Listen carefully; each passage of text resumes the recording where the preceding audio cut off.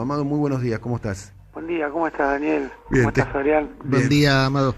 Te escuchamos atentamente. ¿Qué reflexión te está mereciendo A ver, hay un consenso generalizado de que esto va a derivar en un nuevo mundo. Nada va a volver a ser como antes. Es la frase que utilizan a las dos orillas del río Bravo. Los heterodoxos, los ortodoxos, los que antes hablaban de la maquinita como algo pernicioso, ahora están pidiendo maquinita a gritos, la maquinita de hacer dólares, ni hablar, o de hacer pesos, ni hablar de lo que está sucediendo en Estados Unidos, donde el Senado acaba de aprobar un plan de expansión fiscal, el más importante de la historia de Estados Unidos. Se calcula, no sé, una inversión de casi 10 puntos del PBI de acá a la salida de la crisis. ¿Qué mundo podría venir a vos que te tocó surfear otra crisis como la del 2008, Amado? Mira, qué pregunta, ¿no? Para arrancar a las 9:15. La frase esta que están diciendo es la frase, ¿te acordás que cuenta Cristina, tanto en Sinceramente como en su biografía que escribió Sandra Russo, que yo le dije cuando le llevé la propuesta de avanzar con el tema de las AFJP? Justamente es exacta, el mundo ya nunca va a ser lo que fue. Y me parece que en algún sentido este es el corolario de la crisis que comenzó en el 2007-2008 en el plano económico-financiero, hoy además agravada, pero a la vez cubierta o tapada por una crisis humanitaria sin precedentes. Entonces, sí, yo comparto primero que es muy difícil que el mundo vuelva a ser lo que fue, pero no necesariamente va a ser algo para mejor. Eso va a depender de lo que haga cada uno de los gobiernos. No es una cuestión que naturalmente va a surgir un mundo mejor a partir de esta crisis que va a dejar secuelas importantes y prolongadas, ¿no? Entonces, yo creo que hay que pensarlo en dos fases. Primero, la fase de pasar la crisis humanitaria del coronavirus, donde en el caso argentino tenemos al presidente Alberto Fernández poniéndose al frente de una forma muy seria, muy responsable, que tiene que ver, me parece, que da la talla con la altura de los tiempos, con la necesidad de la altura de los tiempos, y al mismo tiempo otras personas ir pensando qué sucede el día después o qué vamos a hacer el día después, que hay que irlo pensando desde ya, porque esto va a requerir, si pretendemos que la sociedad argentina tenga expectativas de un funcionamiento razonable, va a requerir cambios de paradigma y va a requerir cuestiones estructurales, no simplemente administrar el sistema, sino que haya cambios en el sistema.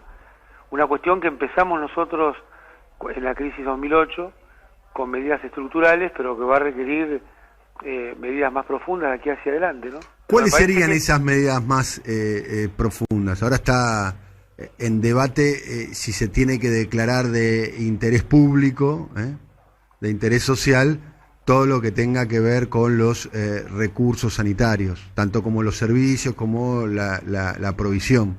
Estamos hablando acá, el mundo se está debatiendo y peleándose por los barbijos, el mundo se está debatiendo y peleándose por los respiradores. Ayer me contaba un intendente, anteayer me contaba un intendente que si querías un respirador en 45 días costaba un millón de pesos. Si lo querías ya, 1.600.000. Ayer un intendente me contaba, yo los conseguí a un palo 200, me dice. Salen a competir y en algunos casos ya se estaban vendiendo por 1.800.000 los respiradores. Algo que antes de esta crisis valían 800.000 pesos, 900.000 pesos. Ahora casi duplicó el precio en apenas un mes, digamos, para dar un ejemplo bien claro. Sí, mira, hay un economista norteamericano que falleció que se llama Herman Minsky, que, trabajaba en la Reserva Federal, o sea que no era un kirchnerista, digamos. Y en su obra, tal vez más importante, tiene una una frase que a mí realmente refleja lo que yo pienso, o mejor dicho, pienso lo mismo que él, que traducida así a ojo de buen cubero es: los mercados son mecanismos excepcionalmente buenos para asignar todo aquello que no importa, como los talles de ropa y los colores de la pintura, pero para las cuestiones que son socialmente importantes son mecanismos que no tienen ninguna relevancia, fallan y fracasan y generan una mala asignación. Yo, llevándolo, digamos, desde el punto de vista del pensamiento nuestro, te diría, hay cosas que no pueden estar en el mercado.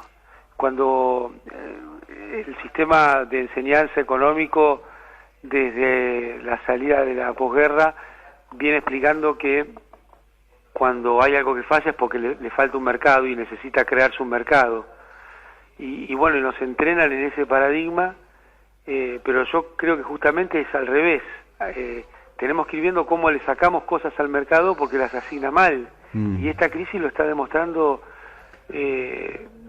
lamentablemente, digamos, poniéndolo arriba de la mesa con mucha fortaleza y con mucha, digamos... Pero hay un relato alternativo con vocación, con voluntad, al relato de lo que llama Mark Fisher, ¿no? Que sé que vos también lo leíste, del estalinismo de mercado que estamos viviendo, que vivimos y estamos viviendo, la idea de que el mercado impone todas las reglas y regula todos los vínculos. Hay un relato alternativo. A ver, te doy ejemplo. Ayer hizo una muy buena columna Rulo, que ya está con nosotros, Rulo de la Torre. Hola, Rulo. Ahí está Rulo, está fuera, ¿no? Por cuestiones ahí que estamos sanitarias, respetando las reglas sanitarias, está fuera porque no podemos más de 2 personas en el interior del estudio, y está Gillo conmigo. Rulo decía: el Banco Mundial, el presidente del Banco Mundial, Amado, le está sugiriendo, ordenando a los países miembros del G20 que condonen las deudas soberanas de los países, o que las posterguen. Entonces la metáfora que se me ocurrió a mí es: el presidente del Banco Mundial se pone la del Che Guevara, en un punto, porque agarra una consigna que ontológicamente no le pertenece al mundo de las finanzas y a los organismos multilaterales de crédito, y los que, entre comillas, se tienen que poner la del Che Guevara, casi que están corriendo a ponerle el respirador artificial al sistema financiero internacional. A ver, de vuelta a la vieja dinámica de los que son audaces, son los del establishment o lo de el sistema, y los que tienen la vocación de modificar el sistema son un poquito más conservadores. Es lo que eso no hay que creerles, porque, como vos dijiste, es ontológico. El Fondo Monetario y el Banco Mundial son organismos que su razón de ser es sostener el patrón dólar en el mundo. Es decir, la principal herramienta después de los F-14, los portaaviones y las bombas nucleares, de sostenimiento de la hegemonía norteamericana sobre todo el planeta. Entonces yo no les creo, primer punto. Porque no es que haya buenos o malos directores del Fondo Monetario y del Banco Mundial.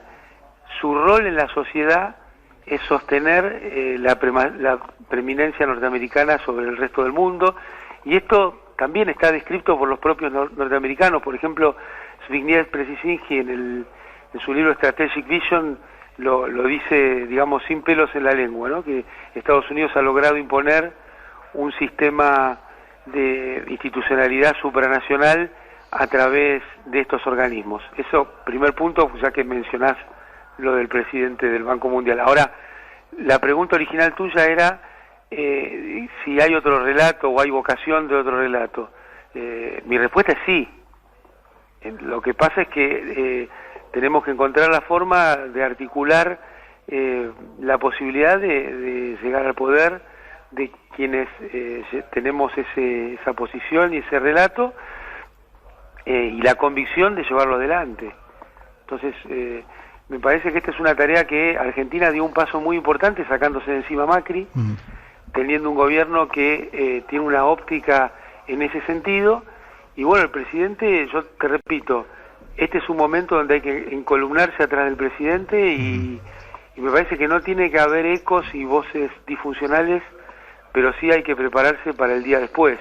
Amado, Estoy, por supuesto, interesado en conocer tu vivencia desde la cárcel, porque sabés que en las últimas horas las cárceles fueron noticia por distintas revueltas, motines y demás, vinculados sobre todo al tema de las visitas y las visitas vinculadas al tema de la alimentación. Mirá de lo que estamos hablando, ¿no? De que los motines tuvieron como origen la suspensión de las visitas y que la suspensión de las visitas impacta sobre la alimentación de los internos, ¿no? Una situación muy clara del estado de situación de las cárceles en Argentina. Pero antes de llegar a ese punto, y cómo lo vivís vos, digamos, la situación del coronavirus y demás,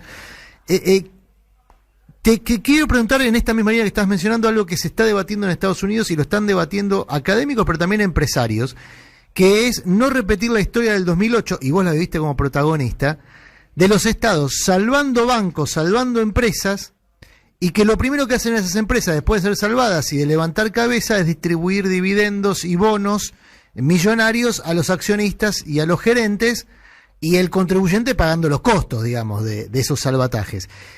Dentro del propio sistema ya hay voces que le están diciendo, por ejemplo, a Estados Unidos que debiera pedir acciones a cambio de esas grandes empresas a las que va a salvar. Yo no lo veo posible, digamos, en la estructura de pensamiento político e ideológico de tipos como Trump, pero ¿cómo lo ves vos, que viviste la experiencia del 2008? Sí, siguiendo con el razonamiento que había comenzado con lo de Daniel, y esto va un paso más en ese mismo sentido.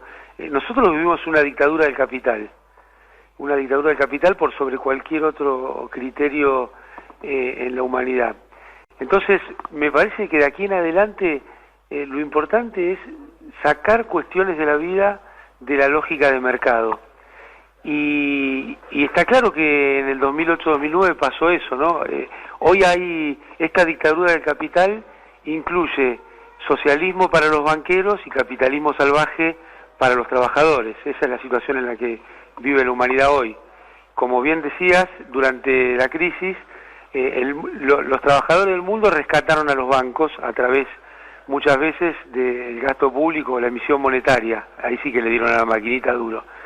Ahora, esto se usó para que los gerentes y los dueños de los bancos cobraran bonos enormes y los salarios siguieran sin aumentar y el desempleo siguiera en niveles extremadamente altos en todo el mundo.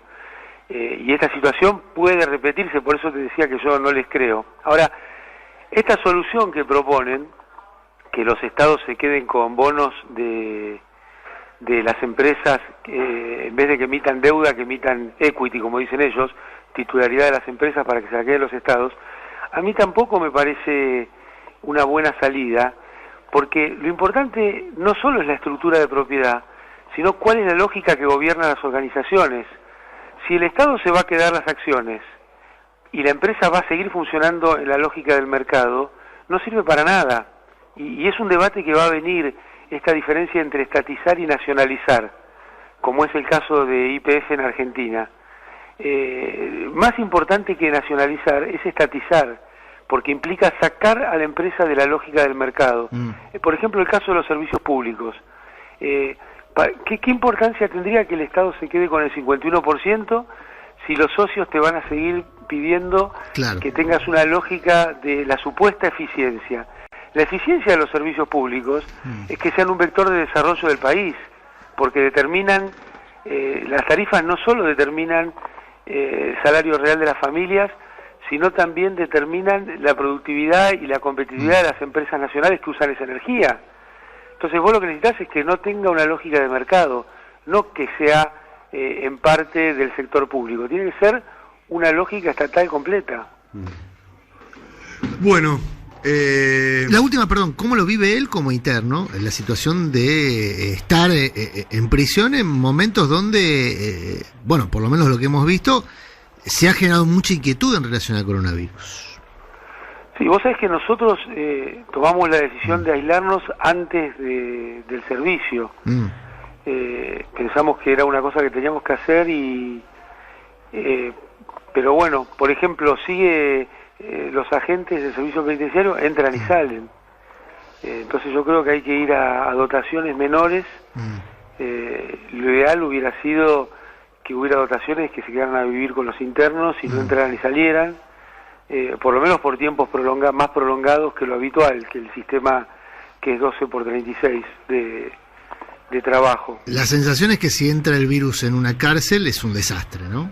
Más allá de las circunstancias particulares de tu pabellón, del cuidado que ustedes pueden tomar, digo, hay situaciones de hacinamiento, de falta de higiene. No hay, además de la situación de asolamiento que nosotros no vivimos, yo te quiero ser sincero, acá no vivimos y en otras cárceles tampoco, pero creo que es un problema más de no de las cárceles del servicio federal, sino de los servicios provinciales,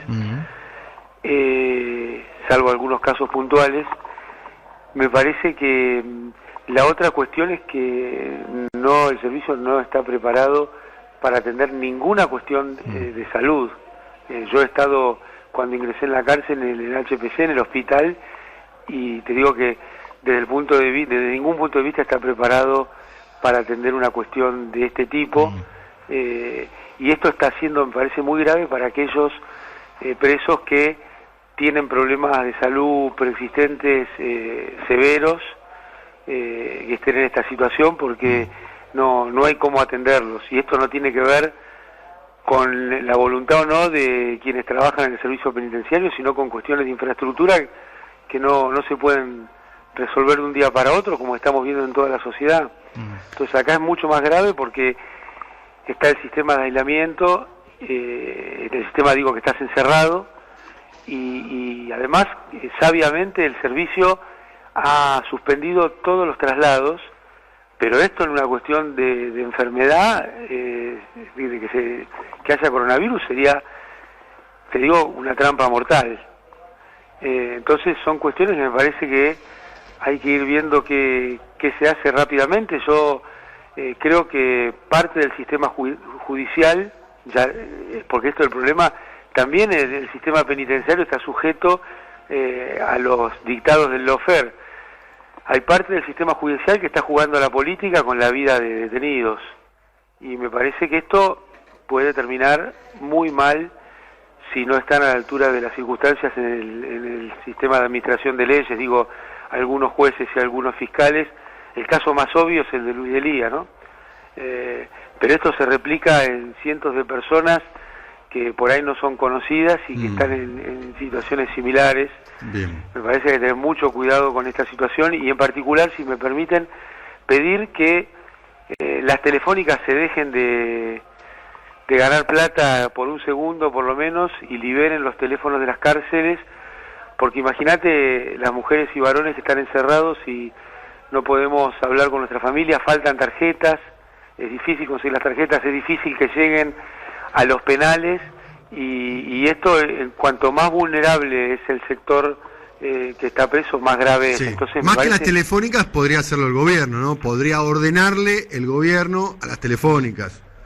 También en Uruguay, donde la empresa de telecomunicaciones es una empresa estatal, las comunicaciones y la internet será gratuita mientras dure la cuarentena. Claro. Es una decisión que tomó el gobierno de la calle Pou. Bueno, el gobierno nuestro está yendo en ese sentido en términos de que no se puedan cortar los servicios públicos. Pero me parece que, como bien decís, esto deja a las claras que los servicios públicos no pueden estar en manos privadas, no pueden estar lucrando en este momento, no pueden estar condicionando a los gobiernos, discutiendo qué hacen. Todos los servicios públicos, nadie los eligió, como sí elegimos al presidente para que tome medidas para que estén discutiendo la política. Bien. Así que me parece que esto es digamos, una demostración de lo que veníamos hablando. Últimas preguntas, estamos hablando con Amado. Un tuit de Alejandro Rúa, que es tu abogado. Sí. Dice, ahí Graciana Peñafort presentó ante la Corte Suprema otra petición de pronto despacho para que no siga demorando las resoluciones por la libertad de Amado Vudú. Es algo que la Corte da lugar y manda para los tribunales de abajo, ¿no? De alguna manera. Mira, no sé cómo es técnicamente. Alejandro, muchas gracias por, más que ser un abogado, ser un militante de la justicia, y Graciana y Eduardo Urañona, así lo siento yo, y me parece que, por eso te decía, son cientos de situaciones. Vos sabés que en el tema de los presos políticos hay algunas personas que somos más conocidos, pero hay alrededor de 500 funcionarios y funcionarias del gobierno de Néstor y Cristina que están en alguna situación judicial culpa del lawfare, y esos no tienen voz, no tienen nombre, y me parece que merecen también un reconocimiento en esta situación, donde te agradezco muchísimo el programa que dedicaste al 24 de marzo. De eso te quería preguntar, porque salió Eve. Sí. ¿La escuchaste a Eve cuando lo dijo? Sí. ¿Estabas escuchando en ese momento o querés escucharlo de vuelta ahora? Como vos quieras. Bueno, ahora lo vamos a buscar y te vamos a volver a pasar lo que dijo Eve, pero bueno, le solicitó al presidente una medida que ustedes no quieren, además. Me parece que Eve siempre es una luz y un faro, y si llegamos a tener los 24 de marzo, una de las personas... Eve es la madre, ¿no?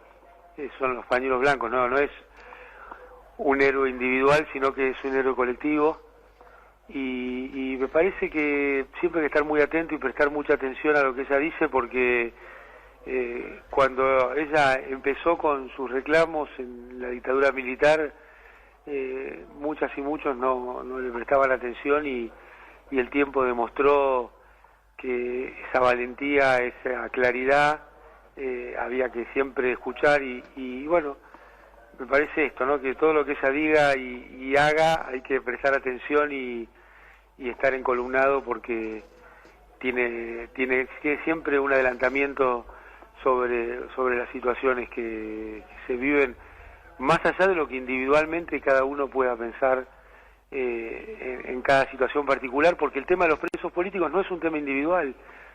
Importa poco que yo esté detenido o no, lo que importa es lo que ha hecho la justicia, parte de la justicia, usando el sistema legal para perseguir a un espacio político. Y vos fijate cómo no ha habido ni un temita con los Macri, ¿no? Con Macri y su equipo. Acá el presidente Macri se había condonado la deuda del Correo, y cuando le dijeron piedra libre dijo volvemos a foja cero, como si no hubiera hecho nada en el medio.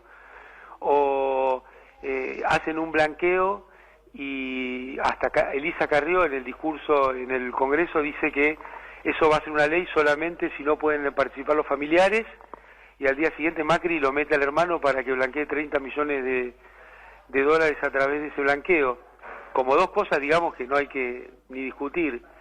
Y sin embargo nada pasó. Ellos antes del coronavirus estaban haciendo surf y esquiando en Suiza, o jugando al tenis en el sur, o sea que está claro que se usó al sistema judicial para la persecución política.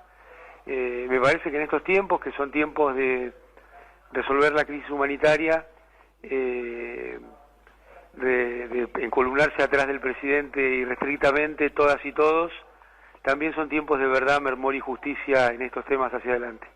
Bueno, para terminar, escuchala a Eve ayer, conversando con nosotros. Les aviso que tuve el privilegio de escucharla personalmente por teléfono. Ahí habla Eve. Yo lo único que de acá quiero hacer un pedido al señor presidente. Yo sé que los presos no quieren indulto porque no cometieron delitos, yo sé que los presos no quieren muchas cosas, pero hoy me parece que tenemos que terminar con eso, y yo le pediría al señor presidente que indulte a los presos que hay, sean políticos o no, como los considere él. Para nosotros son presos políticos, si él dice que no son, no importa, pero que los indulte. Yo creo que es un momento que no tenemos que tener tanto, no, yo no cometí delito, no. Hoy tienen que estar en sus casas porque es un peligro terrible si llega a entrar. Amado. Sí. Bueno, gracias por estar ahí, gracias por tus palabras. Te volvemos a llamar en cualquier momento. Y mandarle un abrazo ahí a todos los que están acompañándote. Y muchos mensajes, como siempre sucede, los oyentes, reclamando por tu libertad. Bueno, muchas gracias, un abrazo muy grande, y a cuidarse mucho, a quedarse en la casa y a querernos y cuidarnos estando un poquito lejos. Bien, un abrazo muy grande, Amado, saludos. Fuerte abrazo.